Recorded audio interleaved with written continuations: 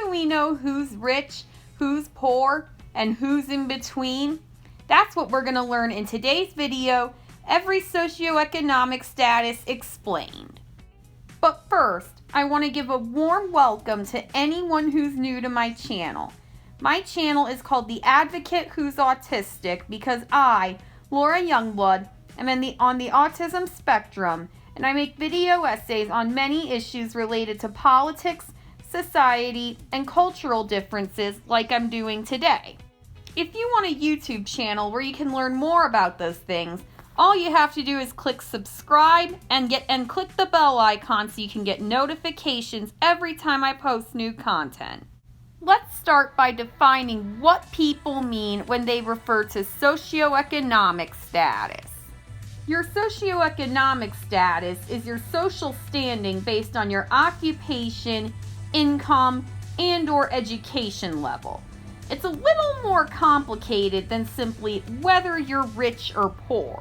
It also includes the culture, beliefs, and common experiences of people within each status on the socioeconomic spectrum, whether actual or stereotypical.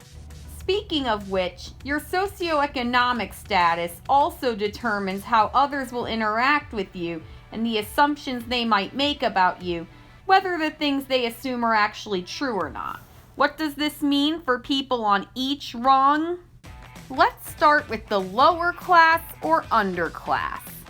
As their name implies, the lower class or underclass are the lowest of the low in society.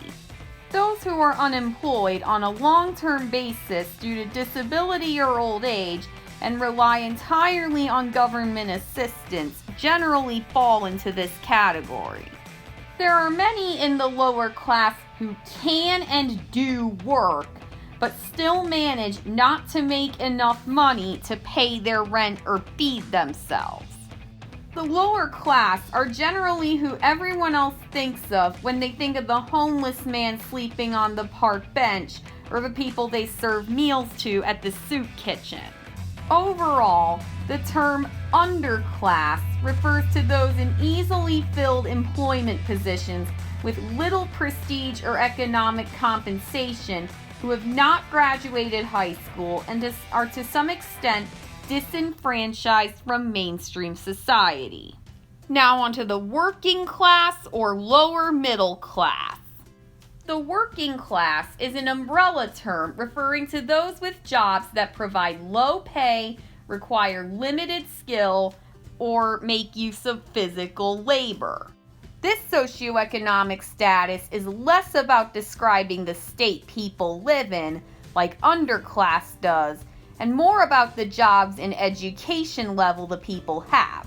Just one step above being homeless or at imminent risk of homelessness, the working class is generally who we think of when we think of blue-collar workers.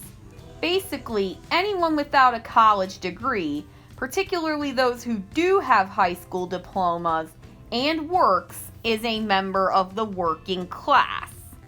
Jobs working class people are most likely to have include factory and industrial worker, clerical work, jobs in the food industry, and minimum wage retail.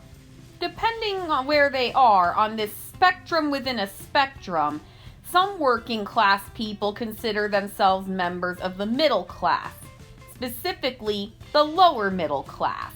The lower middle class are people between the 20th and 40th percentile of incomes who have what can be considered adequate, reasonable standards of living, but are the lowest income among these. Now we move up a rung to the middle class.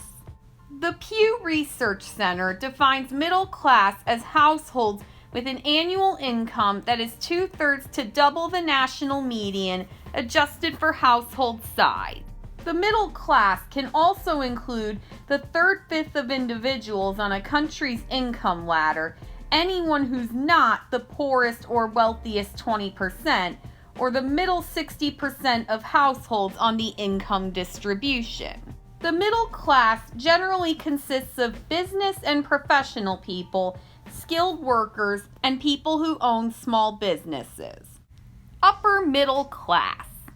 The next level up from the middle class, these people aren't quite nobility, but they make above average incomes, almost always have at least a bachelor's degree, and have white-collar jobs with high levels of autonomy.